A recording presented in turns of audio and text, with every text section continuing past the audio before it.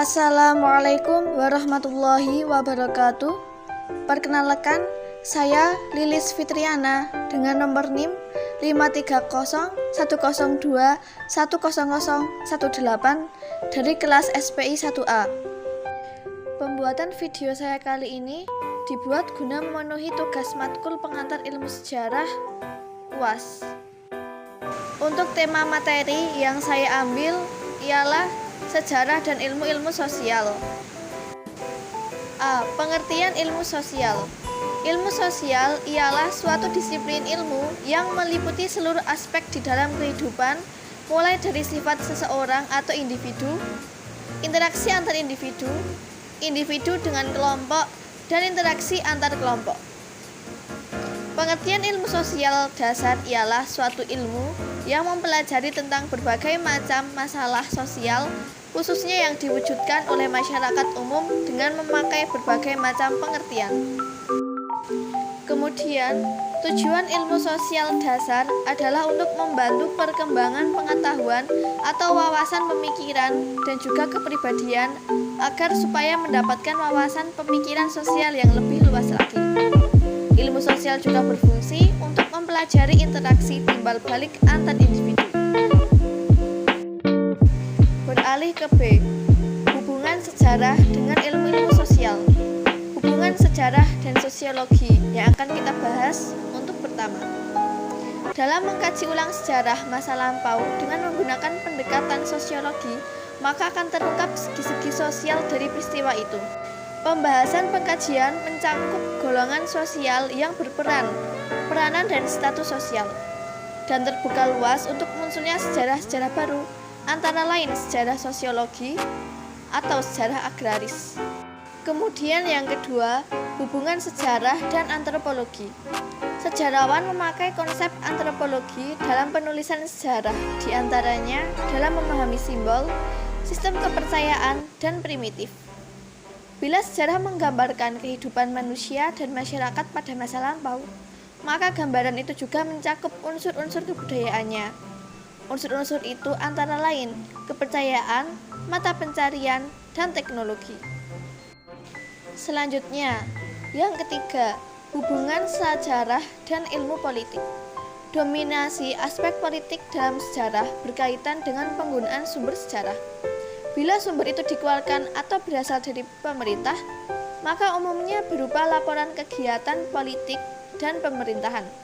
Dengan kata lain, sumber sejarah yang demikian banyak memberi ruang dan informasi yang berkaitan dengan perilaku politik orang-orang besar.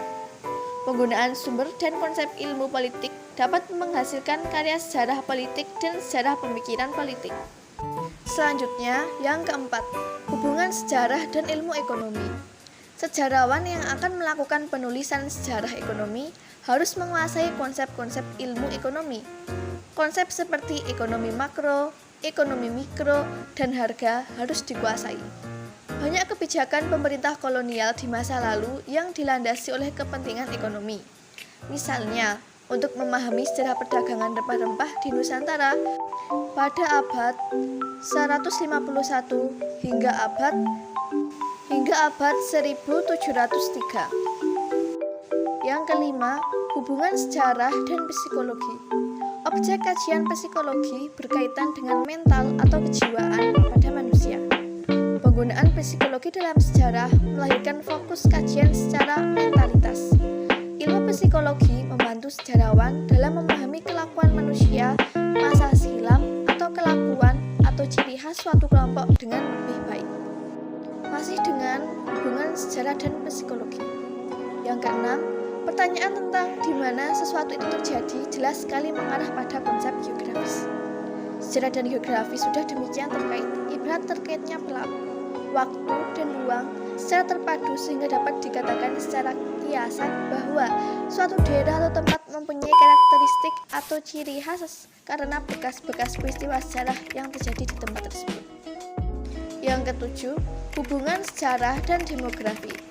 Demografi adalah ilmu yang mempelajari persoalan dan keadaan perubahan-perubahan penduduk atau dengan kata lain, segala hal yang berhubungan dengan komponen perubahan tersebut, seperti kelahiran, kematian, dan lain sebagainya.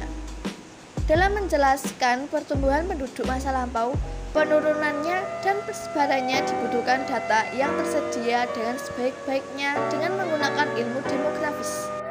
Poin ketiga, C. Posisi sejarah di tengah-tengah ilmu sosial. Di dalam sebuah lingkaran ilmu, sejarah ada di tengah-tengah ilmu sosial. Kedudukan sejarah sendiri yang ada di tengah-tengah ilmu sosial membahas perubahan, konflik, revolusi, peradaban, penjelajahan, dan isme-isme. Jelas bahwa dengan dukungan ilmu-ilmu sosial yang ada di sekelilingnya, sejarah yang bergulat makin mempunyai banyak wawasan untuk dikerjakan, terutama problema dan konsep. Poin keempat, D. Kegunaan ilmu-ilmu sosial untuk sejarah. Adapun penggunaan ilmu-ilmu sosial meliputi satu konsep. Bahasa Latin conceptus, berarti gagasan atau ide. Sejarawan banyak menggunakan konsep ilmu-ilmu sosial. Karya-karya sejarawan Indonesia yang menggunakan konsep ilmu sosial antara lain Soehartono dalam Apanege dan Bekel. Yang kedua, teori. Teori adalah kaidah yang mendasari suatu gejala dan sudah diverifikasi. Teori-teori dalam ilmu sosial banyak digunakan oleh sejarawan untuk membantu mengungkap sejarah. Kemudian, yang ketiga, permasalahan. Dalam sejarah banyak sekali permasalahan ilmu-ilmu sosial yang dapat diangkat jadi topik-topik penelitian sejarah. Misalnya mobilitas sosial, migrasi, kriminalitas, pajak, kerja paksa, dan lain-lain. Yang terakhir, pendekatan. Pendekatan adalah cara menjelaskan suatu penelitian dengan memanfaatkan salah satu aspek ilmu sosial. Sekian dari saya, terima kasih atas waktunya. Wassalamualaikum warahmatullahi wabarakatuh.